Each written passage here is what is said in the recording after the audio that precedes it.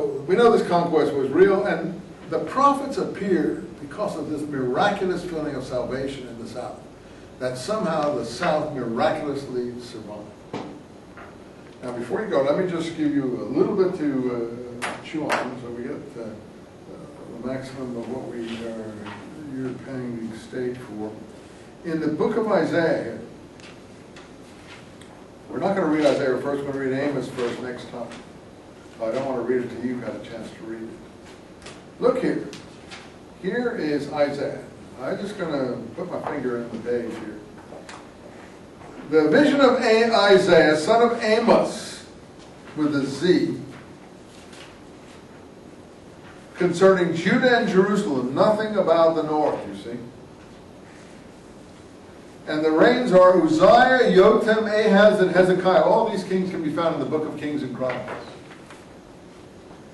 So keep your finger there. Now we'll look up here. Let's look at Amos. I can find him. And Hosea. I'll put my finger in Hosea. Where's Amos? Huh? Hosea seems like a bright one. Look at Hosea. The word of the Lord was addressed to Hosea, son of Beri, Uzziah, Jotham, Ahaz, and Hezekiah. And he had Jeroboam in the north. But, you know, basically it's the same kings that Amos is prophesying under. Same southern Judean kings. Now, where's Amos? Amos is 2 books of Okay, well let's look at Micah here, and then I forgot him. The words of Yahweh addressed to Micah of Moreshet in the time of Jotham, Ahaz, and Hezekiah. So he's got 3 out of the 4 of the ones that Isaiah, and here's Amos here, right before. Amos is the earliest one. The words of Amos, who was a shepherd at Tekoa, at the time of Uzziah and Jeroboam, Joash. So he's only got 1. Who's he got? Uzziah. Yeah, that's the first one mentioned in Isaiah. Okay? So they're more or less contemporary, but Amos, now, let's go back to Isaiah. So, scholars divide Isaiah up into 2 or 3 parts. And the reason is, keep your finger in there, when you come to chapter 38, look what happens. Suddenly, actually, it's before that. When you come to chapter 36, after chapter 35, they will come with Zion shouting for joy, everlasting joy on their faces, etc. That's the end of that part of Isaiah. Suddenly, you get historical material. In the 14th year of King Hezekiah, Sennacherib, king of Assyria, attacked all the fortified towns of Judah and captured them. Oh, there's Lachish, mentioned right there. From Lachish, the king of Assyria sent the cupbearer with a large force to King Hezekiah in Jerusalem. That's not Isaiah. That's historical material. And if you want to know where it's from, it's 2 Kings, chapter 18 to 20.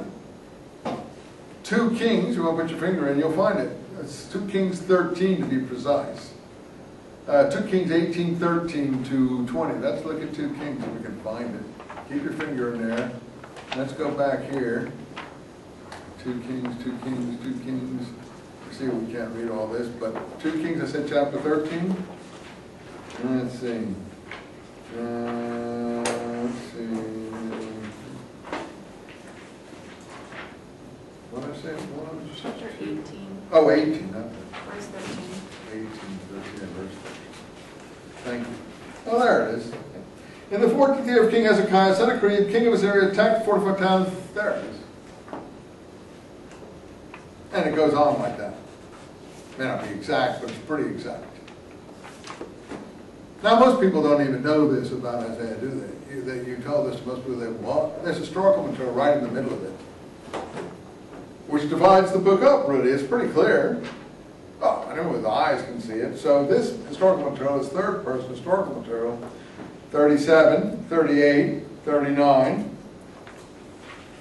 Now, the reason that Jerusalem survived was because of this King Hezekiah, who built a water tunnel You can go to see that. It's called Hezekiah's Tunnel. It's there to this day. And we've actually found that tunnel, and there's an inscription over it by the workers who dug that tunnel.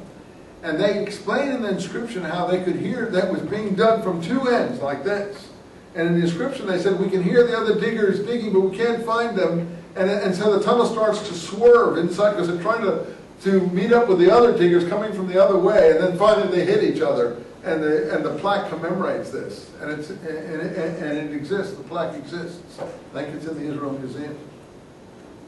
It's the most incredible thing. And that's how Hezekiah survived, because he had his tunnel that went down from the city to the water supply that the Assyrians couldn't cut the water off. It was underground water that came under the city, and he could go down to it and get the water that he needed. And that's why it survived. I don't think it was a miracle. It was good planning on the part of the king. Well, chapter 40. Comfort ye my people. So the previous material is Hezekiah. That's about like 730, 740 BC. But this material is 200 years later. It's written in Babylon about the return of the Jewish people from the Babylon captivity, and who's coming in this material, chapter 40, not just Jesus as the Christians have it, but in this material, who's coming? Cyrus, the Persian king, who's going to conquer the Babylonians and free the Israelites.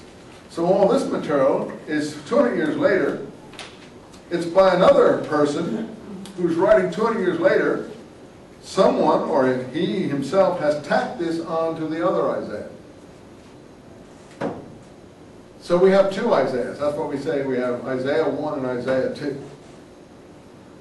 And it comes after, it's pretty clear. It comes right after the historical. In fact, some people say there's a third part, and I call it Isaiah 3. I'm not that smart. I can't sort that out for you. But that's Isaiah. Isaiah is two pieces. One piece similar to Amos, Hosea, and Micah. And the other piece will be a later piece, which is the inspiring piece that most people are interested in from a Christian point of view, in terms of how the early Christians used it to try to present their picture of Jesus. See you next time. Amos, next time. Thanks for waiting. Let's see, where are we?